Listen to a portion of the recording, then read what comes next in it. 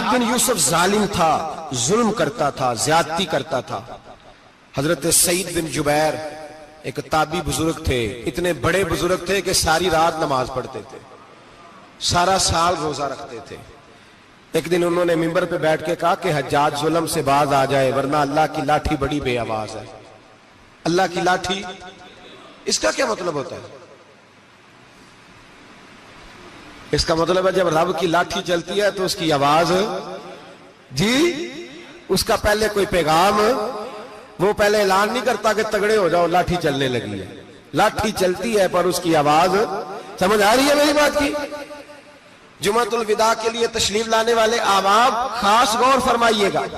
حجاج بن یوسف کو پتا چلا کہ حضرت سعید بن جبیر نے میرے خلاف بات کی، بلا لیا، کہنے لگا تو نے میرے خلاف بات کی ہے؟ فرمانے لگے کی ہے۔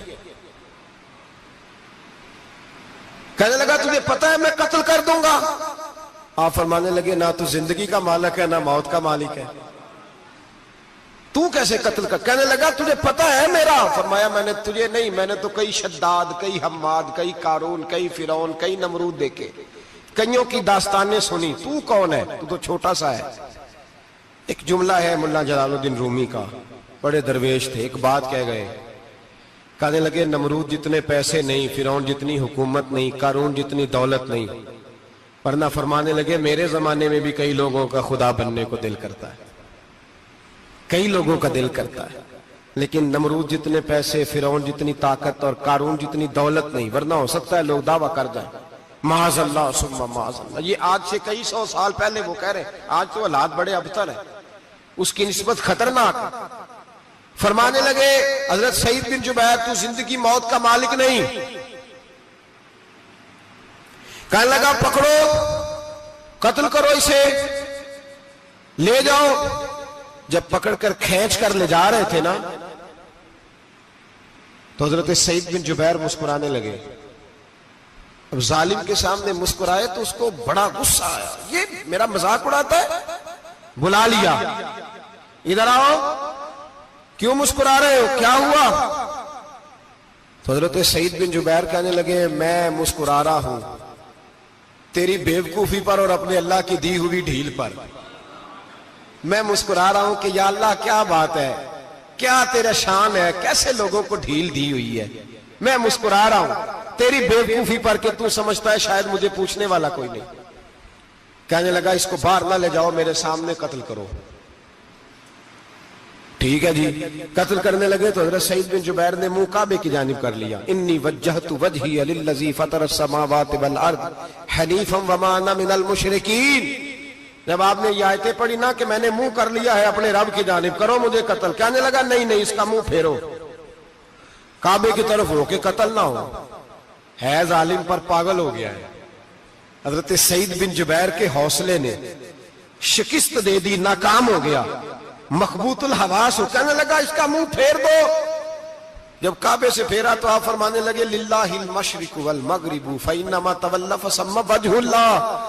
اللہ فرماتا ہے تو مشرق اور مغرب سارا ہی اللہ کا ہے، جدھر بھی منہ کرو گے ادھر اللہ ہی اللہ ہے، جدھر بھی منہ کرو گے ادھر اللہ ہی اللہ ہے، چاروں جانب۔ پھیر دے جدھر منہ پھیرنا ہے، تو نے پھیر دیا منہ۔ حضرت سعید بن جبیر کے گلے پہ خنجر رکھا تو آپ نے ہاتھ اٹھائے، کہنے لگے اے اللہ میرے بعد اسے کسی اور پر مسلط نہ کرنا، میرے بعد کسی اور پر مسلط نہ، بس میں آخری ہوں۔ جب آپ ذبح ہوئے تو اتنا خون نکلا کہ لوگ کہتے ہیں جتنا اونٹ کے وجود سے نکلتا ہے، تر ہو گیا سارا اس کا دربار۔ ایک سمجھدار آدمی کو بلا کے کہنے لگا اتنا خون میں نے بڑے بندے قتل کرائے ہیں پر اتنا خون نہیں نکلا۔ تو وہ کہنے لگے لوگ مر جاتے، مرتے وقت ڈر جاتے ہیں، سہم جاتے ہیں، خون سکڑ جاتا ہے، لگتا ہے یہ شخص جب دنیا سے گیا ہے تو ڈٹ کے گیا ہے، یہ ڈٹ کے گیا ہے دنیا سے۔ حجاج بن یوسف رات کو سویا تو تڑپ کے اٹھا، کیا ہوا؟ گھر والے کہنے لگے کیا ہوا؟ کہنے لگے سعید بن جبیر خواب میں آیا اور کہتے ہیں اٹھ مجھے بتا تو نے مجھے کیوں قتل کیا، بتا کیوں مارا۔ اگلی رات پھر سویا تو وہی خواب، پھر سویا تو وہی خواب۔ گناہ نفسیاتی مریض بنا دیتا ہے، ظلم تجھے مخبوط الحواس کر دیتا ہے۔ جب تو زیادتی کرتا ہے تو اللہ فرماتے ہیں کہ میں تو اللہ کو بھولتا ہے، اللہ تجھے اپنا آپ بھلا دیتا، پھر تو بھول جاتا ہے، پھر تو سیدھے رستے پہ چلتا ہے پر بھٹک جاتا ہے، پھر تو صحیح رستوں کا تعین کر کے بھی گمراہ ہوتا ہے، پھر تو روز وہی گاڑی چلاتا ہے پر اب جب تو بریک لگاتا ہے تو نہیں لگتی، جب گناہوں کے ساتھ تو مخبوط الحواس ہوتا ہے تو روز وہ کاروبار کرتا ہے، لیکن جب تیرے گناہ تجھے گھیر لیتے ہیں پھر اسی کاروبار میں تو نقصان اٹھاتا ہے۔ حجاج بن یوسف تڑپتا ہے، روتا ہے، یہاں تک کہ بیمار ہو گیا، پیٹ میں درد ہوتی ہے، پتہ نہیں کیا ہوا، تکلیف ہوتی ہے، پتہ نہیں، سارے حکیم، طبیب، ڈاکٹر، کوئی نہ سمجھ سکا کہ بیماری کیا ہے۔ جو بیماریاں خدائی ہوتی ہیں ان کا لوگوں کو پتا، جو آزمائشیں رب کی جانب سے ہوتی ہیں وہ ڈاکٹروں کے ہتھے نہیں چڑھتی، جو تکلیفیں اللہ دیتا ہے ان کا حکیم طبیب علاج نہیں کر پاتے، مشکل، اور شفا اسی وقت ہوتی ہے جب اللہ دینا چاہے، اور جب رب ہی دینا نہ چاہے تو بڑے بڑے ڈاکٹر کہتے ہیں کہ ہمارے بس کی بات نہیں رہی۔ بغداد سے حکیم آئے، پیٹ دیکھا، کہنے لگے نہ تیرے معدے میں کوئی دقت ہے، نہ تیرے جگر میں، نہ کسی اور جگہ، ماجرا کیا ہے؟ ایک آخری علاج ہے، آخری، وہ کیا؟ گوشت کا چھوٹا سا ٹکڑا دھاگے کے ساتھ باندھ کے منہ میں ڈالا، اور پھر ایک باریک سا تنکا لے کے اس کو اندر ڈالنے لگے گلے میں۔ وہ گوشت کا ٹکڑا جب حلق کے اندر اتر گیا، اس حکیم نے واپس کھینچا تو کیسے ایسی بدبو آئی جیسی کبھی سونگی نہ تھی، جانور، کیڑے مکوڑے لگے ہوئے باہر نکلے، اور جب دیکھا تو جتنے محل میں لوگ بیٹھے تھے چلاتے ہوئے نکل گئے کہ یہ کیا مصیبتیں ہیں۔ حکیم بھی اٹھ کے دوڑنے لگا، کہا تجھے کیا ہوا؟ کہنے لگے حجاج تیری بیماری زمینی نہیں، تیری مصیبت زمینی نہیں۔ کہا میری مرض تک تم کیوں نہیں پہنچ پا رہے؟ تو کہنے لگے لگتا ہے تو بد دعا کا مریض ہے، لگتا ہے تو ظلم کا مریض ہے، تو جبر کا مریض ہے۔ تڑپتا رہا، سسکتا رہا، ایک وقت وہ بھی آیا کہ گھر والوں نے کمرے میں بند کر کے تالا لگا دیا، دیوار سے ٹکرے مارتا۔ او بھائی، جو گناہوں کے بیمار ہوتے ہیں انہیں شفا نہیں ہوتی، جو ظلم، جبر، بربریت کے بیمار ہوتے ہیں انہیں سکون قلبی میسر نہیں آتا۔ دوائیاں ان بیماریوں کی بنی ہوئی ہیں جو بیماریاں زمینی ہیں، جو بیماریاں خوراک کی بد پرہیزی سے ہوتی ہیں، جو گناہوں کی بد پرہیزی سے ہوتی ہیں، ان کی بیماریاں، ان کی شفا توبہ ہے، ان کی شفا رجوع اللہ ہے، ان کی توبہ اللہ سے معافی مانگنے سے شفا ہوتی ہے۔ حجاج جب مرنے لگا تو بلایا، یہ رنگ بھی ذرا ملاحظہ کیجئے گا، دو چار قریبیوں کو بلایا، پتہ ہوتا ہے نا اپنے کرتوتوں کا آدمی کو، پتہ سارا ہے سردار نکیتیاں دا، پتہ ہوتا ہے سارا۔ بلا کے کہنے لگا جب میں مر جاؤں تو مجھے رات کو دفن کرنا۔ کیوں بھائی، عورت ہے؟ کہنے لگا نہیں، رات کو دفنانا۔ ٹھیک ہے، رات کو دفنا دیں گے۔ پھر کہنے لگا جب صبح ہو جائے تو صبح ہونے سے پہلے پہلے میری قبر زمین کے برابر کر دینا، نشان مٹا دینا۔ کہا وجہ؟ تو کلمہ پڑھتا ہے، حضور کا حکم ہے کہ قبر کم از کم ایک بالش، ایک گیٹ اونچی ہونی چاہیے زمین سے، کم از کم، تو تیری قبر مٹا دے، وجہ؟ پتہ ہوتا ہے اپنے ظلموں کا۔ کہنے لگا مجھے پتہ ہے لوگ میرے مرنے کے بعد میری قبر بھی نہیں چھوڑیں گے، دنیا میں تو میرے جبر کی وجہ سے کوئی آ نہ سکا، لیکن میری قبر بھی لوگ جنازوں میں باتیں شروع کر دیتے، جنازوں میں۔ میں نے ایسی بھی داستانیں سنی ہیں کہ کوئی مرا تو لوگ جوتوں کا ہار قبر پہ ڈال آئے۔ نہیں بھائی، تو جب زندہ تھا تو تیرے جبر ظلم کی وجہ سے نہیں کو بول سکا۔ ایک تو ہے قیامت میں حساب ہوگا، یہاں دنیا میں حساب ہونے لگتا ہے۔ اتنی لمبی زبانیں لوگوں کی لٹک کر مرتے وقت باہر نکل آتی ہیں۔ دعا کریں، جمعہ ہے، اللہ تعالیٰ ایمان کی موت عطا فرمائے، دعا فرمائے رب تعالیٰ اللہ تبارک و تعالیٰ توبہ کر کے جانے کی توفیق عطا فرمائے، جاگے جاگے اور سنے اور دعا کرے، اے اللہ تو ہمیں ظلم سے ویسے ہی محفوظ فرما، اگر ہم زیادتی کرنے لگے تو اے اللہ ہمیں اس سے منع فرما، ہمیں اس سے تو یہ توفیق دے کہ ہم باز آ جائیں اس گناہ سے۔ میرے بھائی، ایک تو دنیا میں سزا ہے، پھر قیامت کی سزا ہے، اور وہ زیادہ سخت ہے، وہ زیادہ سخت ہے۔ ہم لوگوں نے نا ہیلے بہانے بڑے بنائے ہوئے ہیں، بینک کے ساتھ کاروبار کرنے والا کہتا ہے نہیں نہیں مجبوراً لیا ہے، مجبوراً مر رہا تھا تو آخری لبوں پہ تھا تو جائز ہے، جائز ہے۔ اس وقت جب تجھے کھانے کو لقمہ نہ لگے تو حرام کھانا بھی جائز ہے، کیا دقت تھی؟ کیوں اللہ رسول کے مقابلے میں کھڑا ہوا تو؟ کیوں سود کا دھندا کیا؟ کیا تکلیف تھی؟ کہاں تو الجھ گیا تھا؟ ہم جان بوجھ کے اپنے لیے جہنم کٹھی کرتے ہیں، پھر کہتے ہیں سکون نہیں زندگی میں۔ کہاں سکون آئے گا؟ کیسے آئے گا؟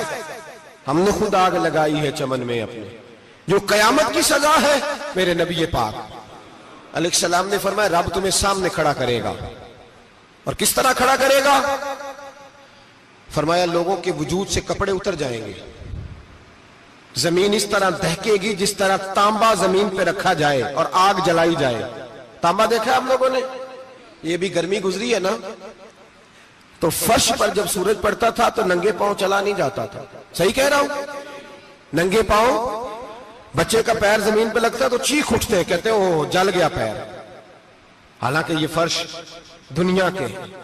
اور اگر تانبے کے اندر خاصیت ہے کہ اگر کوئی دھات جلدی اور زیادہ گرم ہوتی ہے تو وہ تانبا ہے۔ میرے نبی نے مثال دی تو اس کی دی جو سخت تھا، فرمایا تانبے کی طرح زمین تپائی جائے گی، اور پھر ننگے پاؤں رب تمہیں کھڑا کرے گا۔ آج سورج کی پشت تمہاری جانب ہے، قیامت میں منہ تمہاری جانب ہوگا۔ نیزہ آپ نے دیکھا ہوگا، نیزہ ہوتا تھا، فرمایا یہ جو تم نیزے دیکھتے ہو صرف سوا نیزے کے برابر سورج قریب آ جائے گا، اور پھر اللہ تمہیں سامنے کھڑا کر کے تم سے سوال جواب کرے گا۔ اور حضور نے کہہ دیا ہے تو اب کسی نعت خواں کے کہنے سے بات بدل سکتی، کسی پیر کے کہنے سے جملہ بدل سکتا، کسی خطیب کے کہنے سے فکر نہ کرنا وہ سامنے جنت پڑی ہے، اب بات بدل سکتی؟ خدا کی رحمت پر بھروسہ رکھنا ضروری ہے، نبی پاک کی شفاعت کی امید رکھنا، بولیے، لیکن جو حضور نے بیان کیا ہے اس کو ماننا بھی یہ بھی ضروری ہے۔ میرے نبی پاک نے فرمایا اللہ تم سے حساب لے گا اور اللہ پوچھے گا، تم نے جواب دینا ہے۔ حضور کس کس شے کا؟ فرمایا جو پہنتے ہو اس کا جواب نہیں دینا، جو کھاتے ہو اس کا جواب نہیں دینا، جو اللہ کے راستے میں دیتے ہو اس کا جواب، باقی ہر شے کا جواب دینا ہے۔